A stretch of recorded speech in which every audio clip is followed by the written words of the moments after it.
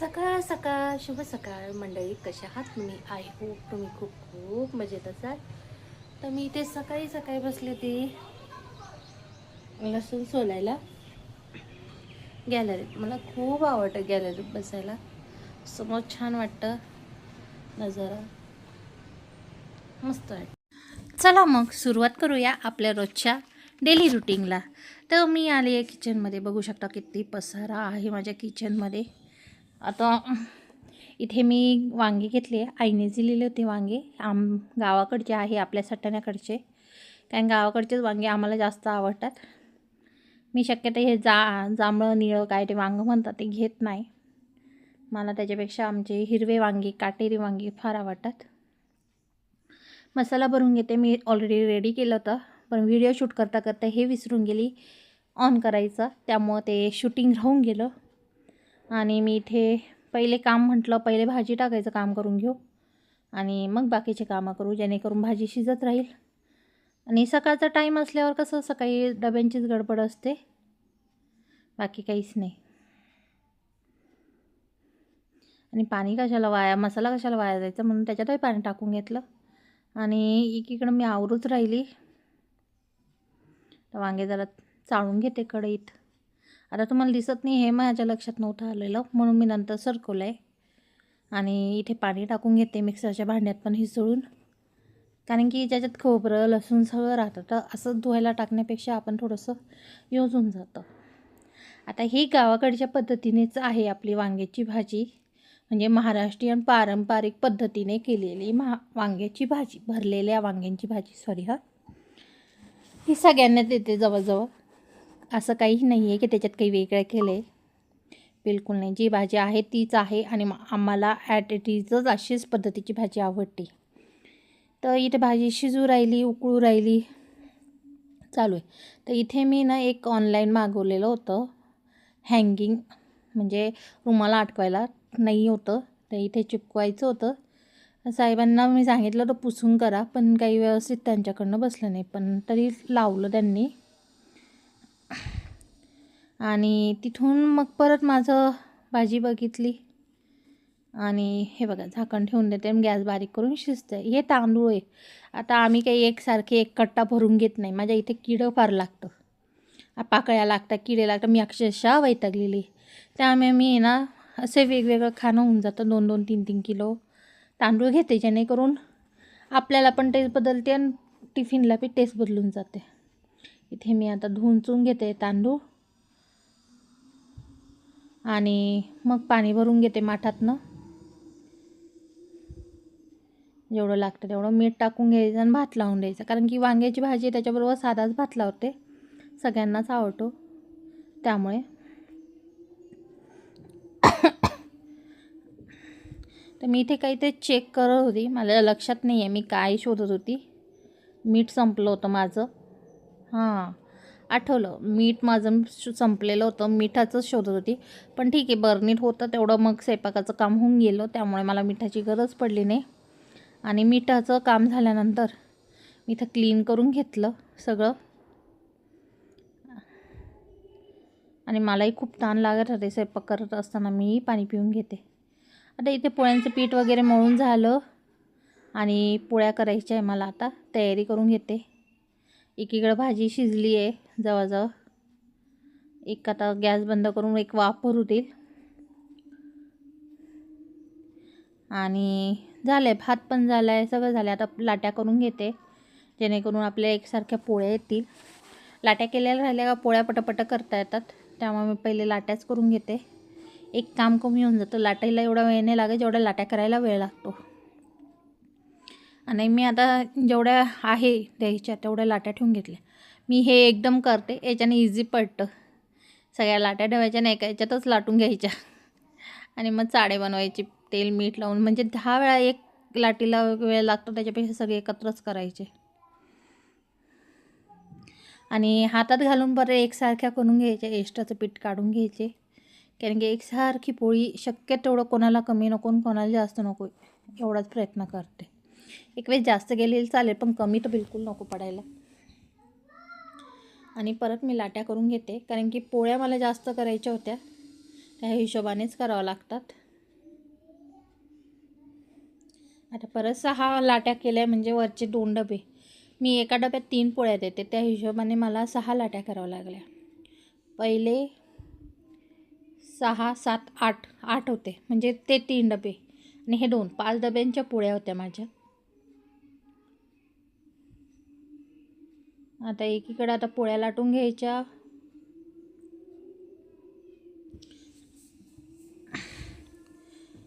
थोडा तवा तापला का त्याच्यावर मस्त भाजून घ्यायची आपल्याला. तवा तापलेला राहिला का पोळी छान भाजते, चिपकत नाही आणि व्यवस्थित भाजली की जावे. याच्यासाठी पण सगळेजण टीप वापरतात. थोडंसं पीठ घ्यायचं, त्याला तेल लावायचं, तव्यावर ठेवायचं, पूर्ण तव्यावर फिरून घ्यायचं, जेणेकरून काय असेल नसेल ते पिठाला चिपकतं आणि पोळी छान बनते. ही एक आयडिया छान आहे, कारण की माझी पहिली पोळी तर नेहमी चिपकायची. हे जसं करते तशी पोळी कधी चिपकत नाही पहिली. आणि एकीकडं आता भाताचं कुकर साधारण त्यांनी ओपनच केलं आहे, कारण ते टिफिन भरून घेत आहे आणि मी पोळ्या करते. त्यांचे टिफिन भरले गेले, कुकर लावला गेला. इथे पोळ्या होत आहे, बघताय ना पोळ्या कशा फुगताय मस्त. याच प्रकारे पोळ्या आहे ना सगळ्यांच्याच फुगतात. छान पोळ्या होत आहे माझ्या. आता गहू पण चांगले वापरतो आणि त्यामुळे पोळ्या पण छान येतात. फरक असतो गव्हामध्ये पण, आपण गहू कोणता वापरतो त्याच्यावर. याच प्रकारे सगळ्या टिफिनच्या पोळ्या मी करू राहिली. तुम्ही बघू शकता प्रत्येक पोळी माझी छान टम्म अशी फुगलेली आहे, काही फरक नाही आहे त्याच्यामध्ये, मस्त फुगत आहे. एकीकडं माहीची बॉटल भरली गेली आहे पाण्याची, कारण माहीची तयारी बी चालू आहे स्कूलला जायची. एकच याच्यात गडबड असते आमची, माही आणि सईची स्कूल दुपारून आहे, आता सध्या तिची नाही आहे. जरी सकाळून राहिली तरी तिची ह्या टायमाला गडबड नसते, पण माहीची स्कूल ह्याच टायमाला असते, त्यामुळे लई गडबड असते माझी. कारण माही काहीच काम तिचं करत नाही, सगळं आयतं करावं लागतं आम्हाला. मग तिचे पप्पा तिची आंघोळ घालून, कपडे बिपडे घालून तयारी करून देतात. मग मी पोळ्या वगैरे झाले का मग केस वगैरे विचारून देते, जेणेकरून तिचं बाकीचं काम होऊन जातं. टिफिन वगैरे ते भरता, कधी मी भरते, बॉटल भरून देतात. सई राहिली तर सई भरून देते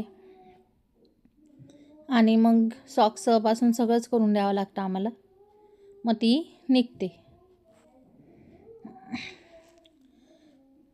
त्यांची ड्युटी साधारण त्यांची ड्युटी आहे 9ची, पण ते जाता रोज 9:30च्या पुढंच, कारण की माहीला सोडवावं लागतं. माही जातच नाही. जर समजा त्यांनी नाही सोडवलं तर मला डबलचं काम वाटतं, तिला सोडवणं मला मागात पडतं, कारण की तेवढ्या याच्यात माझं आवरणं होत नाही. आणि माझं कसं आहे, मला जर आवरायचं आहे घरात निघायचं तर मी भांडे कुंडे सगळं आवरून निघत, कारण तो घरी येऊन तो पसारा पाण्यात मला इंटरेस्ट नाही राहत, किंवा तिकडनं येऊन परत ते कपडे खराब होतील ती इच्छा नाही राहत. आता गाऊन खराब बी झाला माझा तरी मी चेंज केलं का मग एकदा चांगले कपडे घातले जातात का मग परत खराब नाही होत. तर आता माझे पोळ्या तर झाल्या, मग आता पोळपाट मी धुवायला टाकलं, मग ते भिजत टाकलेलं आहे. ही पिशवी आहे कचऱ्याची, उरलेल्या पोळ्या मी डब्यात ठेवून देते, तिथल्या तिथं वस्तू ठेवून देते आणि पोळपाट भिजतं आहे तोपर्यंत सगळं झालेलं आहे. एकीकडे भांडे पण घासायला घेतलेले आहे, तर भांडे घासून घेते. असं जर टाईम राहिला तर पटकन भांडे घासून होऊन जातात, भांडे कमी बी राहिले तर, नाही तर भांडे खूप राहतात.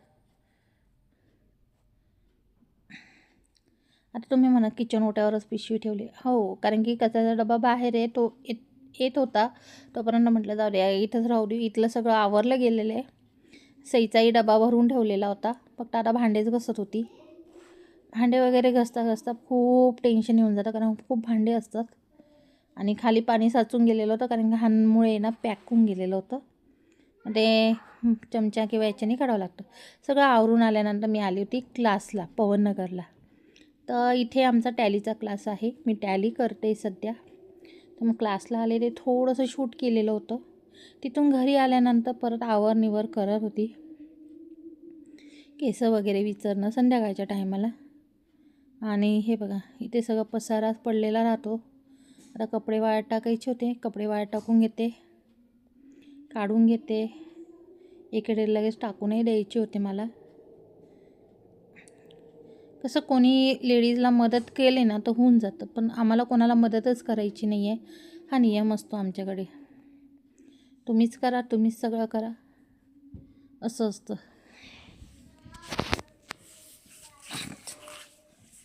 तर आहे ना, खरं ॲक्च्युली मदतीची फार गरज असते लेडीजांना. फक्त त्यांना घरातलं काम राहिलं तर वेगळी गोष्ट असते, पण ते घरातलं काम करून करून बी कंटाळा येतो. ती सर्वात मोठी रिॲलिटी आहे. कारण की घरातले कामं किती बी केले ना तरी कमी पडतच नाही. प्लस ते कामाला व्हॅल्यू नाही असं म्हणावं लागेल. त्या कामाला व्हॅल्यू आहे, पण आपल्याला व्हॅल्यू कोणी देत नाही ते काम करून, ही त्याच्यापेक्षा सर्वात मोठी गोष्ट. इथे दूध आणलं तर दूध ओतून घेते, दूध तापायला ठेवून देते. साधारण ते आलेच होते ना नेमके, त्यामुळे मग दूध तापायला ठेवून दिलं. दिवसभर कामच चालतं. क्लास केल्यानंतर मी मशीनवर बसली असेल, पोळ्या भाजी ब्लाऊज वगैरे शिवून झाल्यानंतर आता पोळ्या भाजी वगैरे संध्याकाळची तयारी. आता पोरींना काहीतरी खायला करायचं होतं म्हणून मी इथे खायला बनवून देत होती त्यांना. आणि तेल तापायला ठेवलं आहे कढईत, झाऱ्या आहे, तेल तापायला लागलं आहे. एकीकडे मी काम करत होती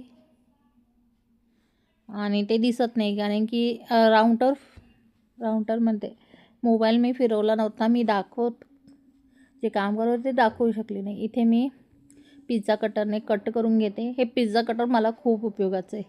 ॲक्च्युली पिझ्झाच्या नावाने घेतलं होतं खरं, पण पिझ्झा सोडून भरपूर काही कट करत राहते मी त्याच्याने. आता हे शंकरपाळ्यासारखेच आहे, कारण की गोड पुऱ्यांचं माझ्याकडं पीठ उरलेलं होतं, त्याचंच मी हे बनवलेलं होतं. पुऱ्यांच्या ऐवजी फक्त कट करून शंकरपाळ्या टाईपमध्ये होतं. त्या तळून घेते मी, कारण की गोड लागतात, खायला छान लागतात.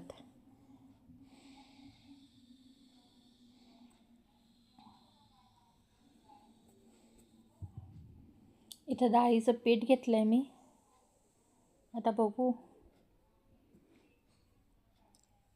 एवढंच घेतलं आहे, कारण की मला जो स्वयंपाक करायचा त्याच्यासाठी जास्त गरज नाही आहे असं वाटत होतं. पीठ संपलं म्हणून मी परत घेतलं आहे, नवीन पॅक फोडला. सध्या मी पॅकेट आणत होती, आता पीठ काढून घेतलं आहे एकीकडं. स्वयंपाकाची तयारीसाठी मला लागणार आहे.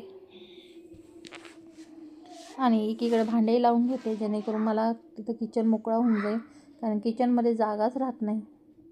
किचन ओट्यावर भांड्यांचं टोपलं ठेवलं का आणि भांडे लावले राहिले का थोडं टेन्शन कमी होऊन जातं. तुम्हाला तर माहितीच आहे, नेहमीचंच आहे. एकीकडे डबे जे धुतलेले ते व्यवस्थित लावून घेते आणि ठेवून देते रॅकवर. माझ्या भांड्यांमध्ये अर्ध्याला टोपलं डब्यांनी भरलेलं असतं सध्या तरी, डबे मला करायचे असले तर.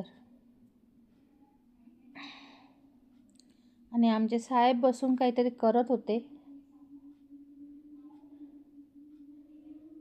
तोपर्यंत म्हटलं बाकीचे कामं करून घेऊ.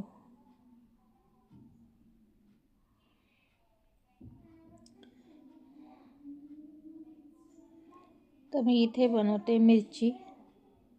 तर मिरची कापून घेतली आहे. ही जाड मिरची आहे, जी मिरचीची भाजी बनवतो ना, भाजी म्हणा, पीठ घालून मिरची म्हणा ती. तर मी एक पातेल्यात मिरच्या कट करून घेते.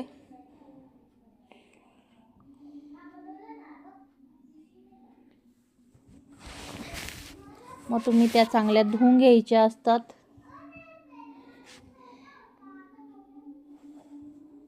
याच्यात हिंग, जिरं सगळं टाकायचं पिठामध्ये. मीठ टाकायचं. लाल तिखट नाही टाकत, पण तुम्हाला टाकायचं असेल तर टाकू शकतात लाल तिखट. आता झाकण घेतलं, कारण तेलात मिरची टाकली का फ्राय करायला तेल उडतं, तर मग झाकण ठेवून द्यायचं, जेणेकरून तेल असं आपल्या अंगावर उडत नाही. तर मी जे सगळं टाकून घेते मसाले, तुम्हाला जे सांगितले होते मी ते. मिरची तर जवळजवळ सगळेच करत असतील, कारण की आमच्याही घरात फार आवडते मिरची. आणि नेमकी माझ्याकडनं एक चुकी झाली की मी ही लोखंडी कढईत केली होती. ॲक्च्युली लोखंडी कढईत नाही का व्यवस्थित झाली ती, लवकर जळून गेली होती माझी. तुम्ही जेव्हा कराल ना तर लोखंडी कढईत नका करू, केले तर लक्ष राहू द्या जास्तच. आणि पीठ पाणी घालून मस्त मळून घेतलं आहे मी, म्हणजे मळून घेतलं म्हणजे भज्यांसारखं बनवून घेतलेलं आहे. आणि एकीकडे तांदूळ धुवून घेते. आता कुकरही लावून देते जेणेकरून मला आहे ना स्वयंपाकाचं इझी होऊन जाईल.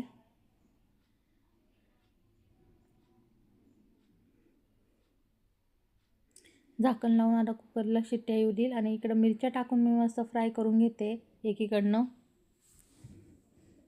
या प्रकारे मध्ये मध्ये पलटून घेते जेणेकरून सगळीकडनं ती मिरची मस्त फ्राय होईल. आणि मिरची झाल्यानंतर ती काढून घ्यायची डायरेक्ट पिठामध्ये. आणि पुढच्या मिरच्या मी तशाच फ्राय करते. याच्याने पूर्ण किचन भरत नाही तेलने आणि छान बनतातही. इथे कोथिंबीर वगैरे काढून घेतली मी. आता इथे मी शेंगदाण्याचं बट्ट करते. कोथिंबीर, शेंगदाणे आणि हिरवी मिरची टाकून दळून घेईल मी ते. तोपर्यंत मिरच्या मी परत नवीन काढल्या आणि परत टाकल्या आहे फ्राय व्हायला. इथे हिरवी मिरची, कोथिंबीर आणि शेंगदाणे घेऊन मिक्सरच्या भांड्यात दळायचे आहे आपल्याला. बघू शकतात. आमच्या इथे शेंगदाण्याचं बट्टही खूप होतं, कारण की थोडंसं तिखट छान आवडतं. पोरींनाही आवडतं फार. शेंगदाण्याचं बट्ट, पोळी आणि भात त्यांना फार आवडतो.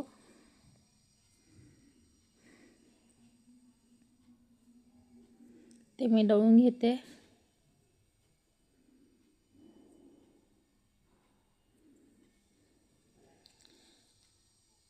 पूर्ण व्हिडिओमध्ये मी तर दिसलीच नाही आहे जवळजवळ, म्हणजे माझा चेहराच दिसला नाही आहे. खरंच आहे, हा जो पूर्ण ब्लॉग आहे ना पूर्ण स्वयंपाकाचाच ब्लॉग झाला आहे असं वाटायला लागलं आहे मला.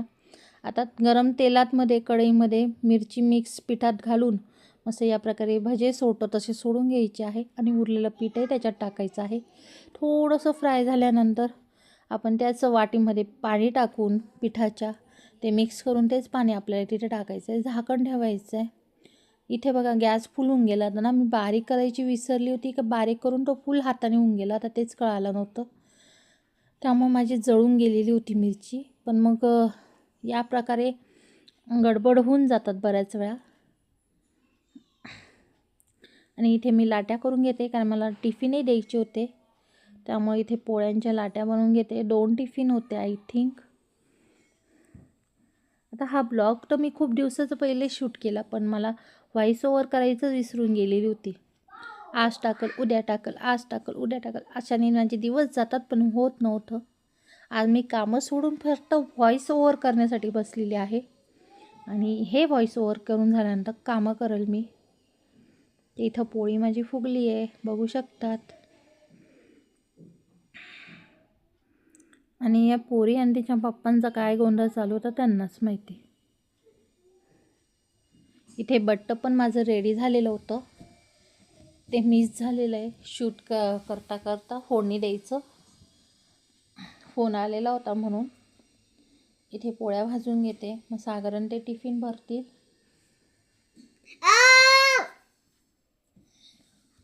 आणि पोळ्या काढल्या त्यांनी,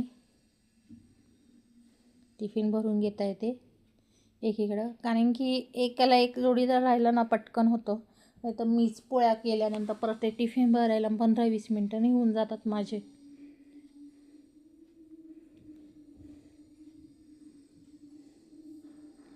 आता इथे माझ्या पोळ्या झालेल्या आहे जवळजवळ, आणि काही घरच्या पोळ्याही करून घेते. आता आमचे साहेब बसले बघा भेंडी कापायला. आणि माही बघा, सई बघा, सई जेवण करते. जर तुम्हाला आजचा ब्लॉग आवडला असेल तर लाईक शेअर सबस्क्राईब करायला विसरू नका. बाय.